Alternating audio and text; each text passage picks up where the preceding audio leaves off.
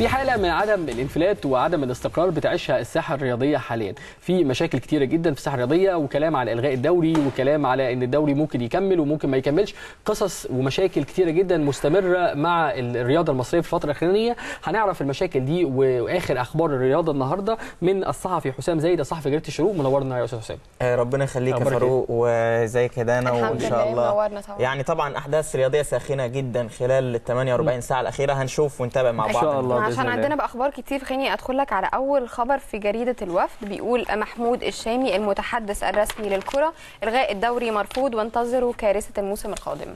هو طبعا يعني انا فاهم المهندس محمود الشامي عضو مجلس اداره اتحاد الكره، هو يقصد طبعا الكارثه اللي هي الموسم القادم، وانا اتكلمت عنها، اللي هو عوده المصري البورسعيدي للدوري. يعني احنا كلنا دلوقتي مشغولين بالدوري الموسم الحالي، هل هيكمل؟ لا مش هيكمل، مش عارف كاس مصر، الاعلانات، البث الفضائي، محدش بيفكر خالص المصري الموسم القادم هل فعلا هيطبق القرار ويرجع يشارك في الدوري ولا لا. انا اظن الموضوع صعب. يعني انت المفروض دلوقتي، هو مش المصري كان عقوبته كانت اكتر من موسم يعني؟ لا، هو المصري عقوبته موسم بالاتفاق مع اتحاد الكوره واداره النادي المصري، ان هو هيكون بره وهيرجع في الموسم القادم للدوري الممتاز. فبالتالي انت يعني ما حاولتش تحل المشكله او تقرب وجهات النظر ما بين الاطراف اللي هي المشكله الاهلي والمصري. فبالتالي انت يعني قصاد يعني فعلا زي ما بيقول المهندس محمود كارثه يعني، فده هيخليهم يمتدوا لمشاكل اكبر بدل ما هم يحلوا ويرجع تاني للدوري في الدوري المقبل. بالظبط، يعني انت لازم تحل المشكله من جذورها، ما تختارش الحل الاسهل وتلجا اليه. هو الدوري السنه دي اساسا يعني في ظل الاجواء والمشاكل اللي بتحصل، هل هو مستمر؟ يعني هل هيستمر ولا في الكلام على لا هيستمر. انا يعني شايف ان الدوري هيستمر، خاصه كلنا توقعنا بعد حريق اتحاد الكوره ان الدوري هيتلغي. محدش كان يتخيل ان، لكن المجموعه الموجوده في اتحاد الكوره مصممين ان هم الدوري يكمل، والانديه كمان متمسكه بان الدوري يستكمل حتى النهايه. فانا شايف ان هو الدوري مش هيتلغي، يعني هيستكمل. تمام. طب موقف النادي المصري ايه من اللي بيحصل؟ لا، موقف النادي المصري بعيد تماما عن اي حاجه بتحصل. هو اداره النادي المصري بتشتغل على الموسم القادم بالفعل. هم اكدوا اكتر من مره، يعني هو مستعد يدخل الدوري الجاي. ابو علي اكد طبعا ان حسام حسن، الكابتن حسام حسن هيبقى هو المدير الفني، وكمان بيشتغل على ان هو يتعاقد مع مجموعه من اللاعبين. فالمصري بيشتغل يعني في هدوء، يعني ما مش طرف حاليا في المشكله، لكن هيكون طرف اصيل في الموسم الجديد. اكيد. تمام. طيب في جريده الاهرام معانا خبر تاني بيقول: من سيدفع ثمن الفوضى؟ حياته منزعج والمحامي ريموند يحدد عقوبة الأهلي.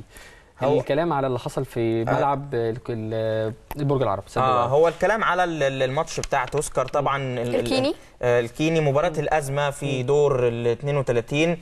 طبعا ما فيش حد يعني يختلف ان اللي حصل ده كان يعني خطأ وكان مشكلة كبيرة، لأنك يعني كجمهور النادي الأهلي حصلت محاكمات وحصل والقضاء حكم، فمش هنعلق على أحكام القضاء.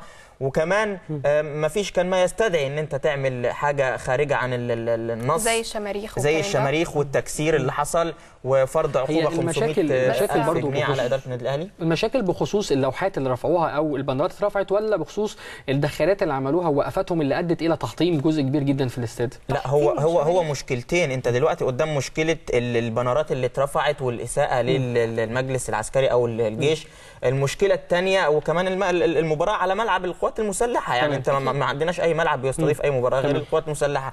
رقم 2 تكسير المقاعد في الملعب والشماريخ اللي اترمت في ارض الملعب، وخاصه ان ده ممكن يعني النادي الاهلي يبقى فيه عقوبات على توسكر. يعني الناس راحت لحكم المباراه وهو سجل في تقريره اللي حصل، فيعني احنا منتظرين عقوبه الاتحاد. وده كمان خلى استاد برج العرب والقوات المسلحه يمنع حدوث اي نوع من المباريات على الاستاد، لدرجه انه خلى النادي الاهلي والزمالك مش عارفين برج العرب فعلا ارسل لاتحاد الكوره ان هو مش هيستضيف اي مباريات ثانيه على ملعبه. فبالتالي في موقف الاهلي والزمالك بقى في لا، موقف الاهلي والزمالك هيلعبوا على استاد الدفاع الجوي بدون جمهور لغايه دلوقتي، بدون جمهور، وان كنت واثق ان خلال ساعات هتتراجع وزاره الرياضه وهيتم لعب المباريات بجمهور باذن الله. يعني خليني برضه اقول لك بمناسبه الخبر ده، النهارده احدث الاخبار ان اللواء محمود علام مدير عام النادي الاهلي تقدم باستقالته من ساعات او من ساعتين بالظبط، لاداره النادي الاهلي يعني لرفع الحرج عن الاداره، سواء يقبلوا الاستقاله بتاعته او لا، لانه تم توجيه اللوم بسبب الاستقاله تم توجيه اللوم ليه من اداره النادي الاهلي في اجتماع كان امبارح ما بينه وما بين الكابتن حسن حمدي والمهندس خالد مرتجي، وعلشان في مجموعه من الالتراس اللي هم عملوا الشغب او مش الشغب، عملوا الدخله بتاعت اخر ماتش بتاعت اوسكار، ان هم كانوا دخلوا النادي الاهلي قبليها وعملوا استعدادات للدخله دي او بروفا ليها في وهو ده الصالة. اللي مكتوب في المصري اليوم، الشورى يناقش الداخليه والرياضه حول بروفات الالتراس بالاهلي.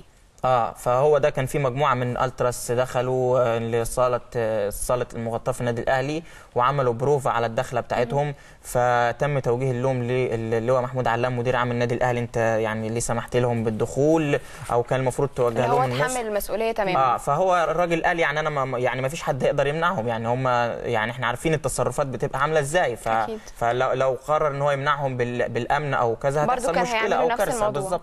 فهو قال انا استقالتي قدامكم وانتم لكم حريه الاختيار. هي العلاقه دلوقتي بين الاهلي والالتراس، يعني بين النادي ككيان وبين الالتراس اصبحت متوتره شويه، يعني يمكن كمان في المساء خبر بيقول الاهلي يتبرأ من الالتراس وانفلاته، يعني العلاقه بقت شكلها ايه بين النادي نفسه وبين مجموعات الالتراس؟ يعني انا شايف ان الاهلي يعني ايه مجبر اخاك لا بطل، يعني هو الاهلي ليس حبا في الالتراس، ولكن اداره النادي الاهلي نفسها بتتشتم من الالتراس في الماتشات، وشفنا الكلام ده اكتر من مره وفي اكتر من مناسبه. فبالتالي انا كنادي اهلي هطلع سواء اعتذر او لا على اللي حصل او كذا، فده معناه ان انا بعترف ان الالتراس ده انا مسؤول عن تصرفاته. فبالتالي يعني النادي الاهلي شايف انه انا غير معترف بتصرفات الالتراس. ايوه صح، بس هم احتضنوهم واحتضنوا كل التصرفات اللي عملوها. ما انا زي ما قلت لك في البدايه مجبر لا بطل، يعني هو بيعمل ده مجبر عليه، يعني سواء برغبته او بعدم رغبته مش هيقدر يعمل غير كده. فهو يعني اعتقد مسؤولي النادي الاهلي بيحاولوا ان هم يعني يمتصوا الغضب بتاع الالتراس الى حد ما او باقل الخسائر، فبنشوف النتيجه اللي بتطلع دي. ده تصوري للحاله. تمام. طيب طب في الأهرام المسائي الصفحة الأخيرة، هدنة الأهلي والزمالك وهم كبير، صراع ساخن بين الناديين الكبيرين على لاعبي الداخل والخارج، والبداية مع محمود أبو السعود ومسعد عوض. طبعا يعني كان في كلام يعني في الفترة الأخيرة ان الأستاذ ممدوح عباس رئيس نادي الزمالك والكابتن حسن حمدي رئيس نادي الأهلي اتفقوا ان مفيش هيكون صفقات ما بين الناديين، مفيش حد هيخطف لاعب من النادي الثاني، وان محدش هيزايد على حد، على أساس ان الفترة الحالية لا تحتمل يعني مزايدات ما بين الناديين في ظل الأزمات المالية اللي بتمر بها جميع الأندية. فيعني احنا شايفين ان فعلا الموضوع ده مجرد يعني وهم او حاجه كده على السطح، لكن في الخفاء بيتم فعلا اتخاذ الاجراءات. ازمه بجد؟ لا مش ازمه، يعني هو النادي الاهلي بيفكر ياخد لعيبه من الزمالك والزمالك بيفكر ان هو ياخد لعيبه من الاهلي، فبالتالي الامور. طب مين ابرز اللعيبه اللي النادي الاهلي عايز ياخدها من الزمالك واللي نادي الزمالك عايز ياخدها من الاهلي؟ هو انا عندي معلومه ان صبري رحيل مضى فعلا للاهلي واستلم مقدم التعاقد بتاعه. نهائي خلاص. دي المعلومه اللي عندي من لاعب مقرب من صبري رحيل، يعني تمام. هو المعلومه دي قالها لي كنا في الكونغو. مين تاني غير صبري؟ كان في كلام على احمد جعفر اكد لي وقال لي ان هو ملتزم مع نادي الزمالك حتى انتهاء العقد بتاعه، وان هو لن يتفاوض مع اي نادي في مصر او خارج مصر الا بعد التاكد من وصول مفاوضاته لطريق مسدود مع الزمالك. يعني هو الراجل بيقول انا بشتري الزمالك حتى اخر لحظه. بالظبط. ابراهيم صلاح هو قال لي ان هو خلال ايام في قاعده جلسه هتكون ما بينه وما بين الدكتور عبد الله جورج مسؤول التعاقدات في نادي الزمالك، هيوصلوا فيها لاتفاق هيوقع. لكن المشكله كلها في نادي الزمالك في المقدم بتاع التعاقد للعيبه، يعني انت عشان تجدد للخمس لعيبه لازم تدفع. كمان كابتن احمد حسن وهنتكلم عن ده اكيد ان هو يعني لازم يحل مشكلته اللي بتاعه المستحقات المتاخره اللي هي الموسم ده والموسم طيب احنا معانا برضو على سيت كابتن احمد حسن في جريده الوفد، لجنه الكره الزمالك تنتظر قرار فييرا للتفاوض مع الصقر. ايه مشكله الصقر مع فييرا؟ لا ما فيش، هو بس مستر فييرا اكد ان هو عايز يجدد للخمسه، احمد سمير، ابراهيم صلاح، احمد جعفر صبري رحيل واحمد حسن، ولجنه الكوره رفعت ده لمجلس الاداره. مجلس الاداره الملف عنده دلوقتي، هو اللي بيتفاوض وهو اللي هيدفع فلوس. تمام. فبالتالي المشكله كلها عند مجلس الاداره مش عند مستر فيرا. ومجلس الاداره مشكلته ماليه بس مع احمد حسن، ولا في مشاكل بسبب السن ماليه أو غير مع كده؟ لا مشكلته ماليه مع الخمسه، مش مع احمد حسن بس. لكن احمد حسن بيتكلم ان هو ليه فلوس الموسم ده والموسم الماضي، فلازم ياخد فلوسه الاول وبعدين نتكلم في الجديد. بالظبط. طب انت عملت كمان حوار مع كابتن احمد حسن، عايزين نعرف اهم التصريحات اللي تمت. هو انا عملت معاه الحوار مع الكابتن احمد حسن يعني قبل ما نوصل مصر، واحنا في رحله العوده من الكونغو قبل الوصول بحوالي ساعه تقريبا. اتكلم في كل حاجه، في ملفات سياسيه ورياضيه. اتكلم عن موضوع التجديد وقال ان هو لازم ياخد فلوسه، هياخدها باي شكل كان، سواء بالحلول الوديه او باللجوء للقضاء. فهو شايف ان هو لازم يحل مشكلته الاول الماديه وبعدين يفكر في التجديد، وقال ان هو مأجل ده لنهايه الموسم. كمان كلمته على موضوع اعتزاله، ان الناس يعني بتتكلم يا كابتن هتعتزل امتى. وفعلا موضوع الاعتزال ده لا، هو قال لي انا يعني في سنه 2006 كانت الناس بتطالبني بالاعتزال وخدت لقب احسن لاعب في افريقيا.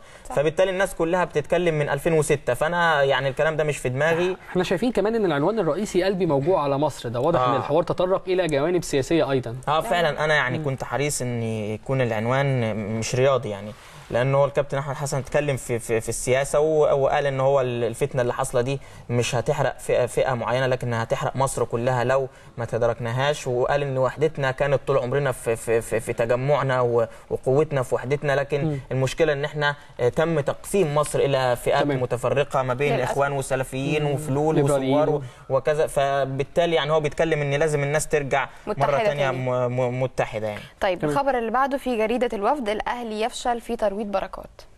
هو احنا يعني بقالنا فتره بنسمع عن تجديد، كابتن محمد بركات هيجدد، لا هيمشي، لا في مفاوضات من الزمالك، هيعتزل. فهو يعني انا شايف ان هو في كلام طلع من النادي الاهلي او من احد المقربين ليه ان هو يعني قرب يوصل لمرحله الملل من الكوره والزهق. فهو لو ما لقاش في نفسه ان هو قادر ان هو يكمل وان هو يجدد عقده بالشكل اللي هو يريحه، هيعتزل وهيتجه طب من وجهه نظرك ايه هو اللي يريحه مثلا؟ هو عايز ايه اكتر؟ هو عايز يحط بند في العقد ان هو يتيح له المشاركه في البرامج، خاصه اللي شفناه قبل كده في باراكوتا في رمضان من سنتين. فهو بركات بيحب يعني المجال ده وبيحب الاتجاه ده، فلو هم وصلوا للنقطه دي اكيد هو الكابتن بركات برضو كان ليه تصريحات بيقول ان انا لو ما جددتش الاهلي هعتزل الكره النهائيه. هل ده صح؟ يعني هو فعلا ينوي هذا القرار؟ اعتقد يعني بركات مش ما يعرفش يلعب في مصر غير للاهلي، يعني صعب ان احنا نلاقيه في الزمالك يعني بصراحه. فهو انا شايف ان هو لو ما جددش الاهلي فعلا ممكن يعتزل. تمام. طيب نروح بقى للازمات الماليه، وعندي خبر في الاهرام المسائي الصفحه الاخيره، سفريه السودان من جيب محمد ابو السعود. طبعا محمد ابو السعود رئيس اللي هو العميد محمد ابو السعود رئيس نادي الاسماعيلي. احنا يعني مش عارف في مصر في حاجه غريبه، كل ما تيجي سفريه نتكلم في شكوك، حاله الشك والتخوين اللي هي في البلد كلها. ده صرف فلوسه من النادي، اهدار مال عام. فهو الراجل طالع بيأكد ان هو في سفريه اهلي شندي في الكونفدراليه هتكون على حسابه، وان هو مش هياخد فلوس من النادي يعني. طب تفتكر من وجهه نظرك ايه سبب الشكوك دي؟ هو سبب الشكوك ان المسؤولين نفسهم ما بيطلعوش يعني اول باول بينفي. يعني احنا شفنا هو محمد ابو السعود بينفي وبيوضح. احنا بنتمنى فعلا ان اي مسؤول سواء في اتحاد الكوره او في اي نادي ان هو يطلع ويوضح ويقول يعني موقفه طيب ايه.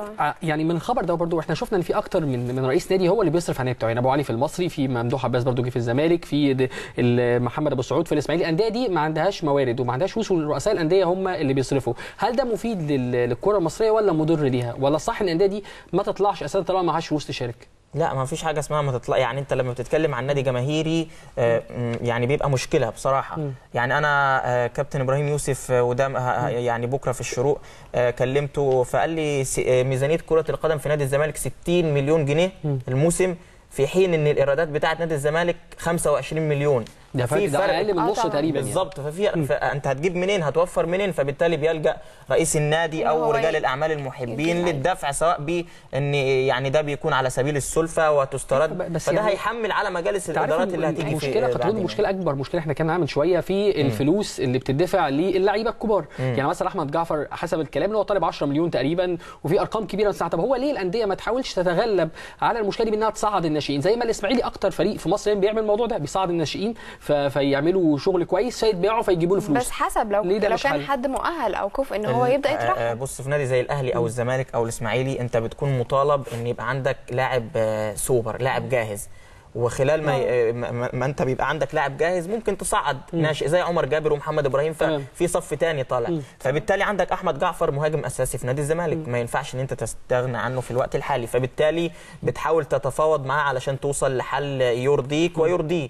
فحتى لو كان جعفر طالب مبلغ معين والزمالك عنده سقف معين للتفاوض، اعتقد الزمالك هيضحي شويه وهيزود المبلغ اللي عرضه على احمد جعفر من اجل حسم هذا الملف خلال الايام اللي جايه. طيب من الدوري المصري بقى للمحترفين المصريين في الخارج، في جريده اليوم السابع: صلاح والنني يصنعان تاريخ مع بازل في الدوري الاوروبي، وهناك جيل جديد من اللاعبين المصريين يتالقون حاليا في الدوري الاوروبي. ايه حكايه الصحوه الاحترافيه؟ ما شاء الله، يعني اللاعبين المصريين كلهم بره عمالين نسمع يعني صوتهم عالي وسمعناهم وبقينا الناس بتتكلم عنهم كتير. انا بصراحه يعني بحيي اداره نادي المقاولين العرب، يعني على محمد صلاح، على محمد صلاح والنني. يعني بصراحه الاداره بتشتغل بكل حرفيه وعارفين بيعملوا ايه كويس. يعني أكيد. عندهم قطاع ناشئين على اعلى مستوى، بيفرغ لعيبه للمنتخب وللانديه كمان في مصر وخارج مصر. فصلاح والنني انا شايف ان هم نموذج. يا ريت كل لعيبه مصر الشباب يحطوه امام عينيهم ونشوف اكتر من لاعب في محترفين في اوروبا. مفاوضات الانتر وبايرن ميونخ او ان هم دخلوا في متابعه محمد صلاح. بص، محمد صلاح والنني عندهم مباراه مهمه جدا امام تشيلسي في الدور قبل النهائي للدوري الاوروبي. فكل الاعين الانديه الاوروبيه هتكون يعني موجهه على هذا اللقاء، فاعتقد ان هم قدامهم فرصه كبيره لعرض موهبتهم وعرض نفسهم بشكل اكبر. وكان في كلام بشكل جاد ان الانتر فعلا بيتابع محمد صلاح ينتقل من نادي بازل. هو اكد ده، هو قال ان هو يعني لا، مش يعني هو قال ان طموحه لن يتوقف عند نادي بازل، هو عاوز يكمل بالظبط. هيكون طب شايف فرقه الشباب في منتخب مصر مع كابتن ربيع ياسين، هل هم مؤهلين للاحتراف دلوقتي في مصر بره مصر؟ طبعا هم كلهم، سواء بدايه من مسعد عوض او كمان رامي ربيع من الاهلي ومحمود كهربا وتريزيجيه. انا شايف يعني اللاعب وهو صغير لما تديله الفرصه ده هيعود على المنتخب في الاول وفي الاخر، بتشتغل للمنتخب. واللعيبه بياخدوا فرصه كبيره جدا ان هم يعني يدي في اوروبا وياخد على الملاعب اكتر. طب بما اننا بقى بنتكلم عن المحترفين، في طبعا جده في هال سيتي احنا سمعنا عن الاصابه بتاعته، وسيد عبد الحفيظ طبعا كان نفسه ان هو ما يكملش اللعب عشان خايف ان ده ياثر عليه. فشايف بقى ايه اللي هيحصل في الموضوع ده؟ هو النادي الاهلي يعني لام نادي هال سيتي ان هو اشرك جده رغم ان هو كان مصاب، وخاصه ان اللاعب معار، مش يعني ليس 6 شهور، مش هم مشترينه نهائي يعني. فبالتالي هيرجع للنادي الاهلي، وممكن الاصابه دي تاثر عليه مع بعد عودته للنادي الاهلي. فكابتن سيد بيتكلم ان يعني المفروض ان نادي هال سيتي يراعي النقطه دي، لكن جده حاليا بيشارك بشكل كويس وما فيش اي مشكله. والكلام ان هال سيتي عايز يشتري جده. هو جده كمان بيقول مش عايز يرجع لمصر الفتره الاخيره. هو المفروض ما يرجعش بصراحه، لان الوضع انت شايف هنا في مصر الوضع بتاع الدوري مش مستقر، والامور يعني الماديه صعبه، فبالتالي من المصلحه ان اللعيبه يستر ويوفق اللعيبه المحترفين يا رب، ونسمعهم نسمع عنهم اخبار كويسه دايما احسن طول الوقت. ضيفنا الاستاذ حسام زايد صحفي جريده الشروق، بنشكرك جدا على وجودك معانا النهارده وعلى المعلومات اللي قدمتها لنا. شكرا حسام، عايز اشكرك تاني، نورتنا، وان شاء الله نشوفك الاسبوع الجاي ان شاء الله. شكرا. شباب استنونا بعد الفاصل، مريميات خليكم معانا.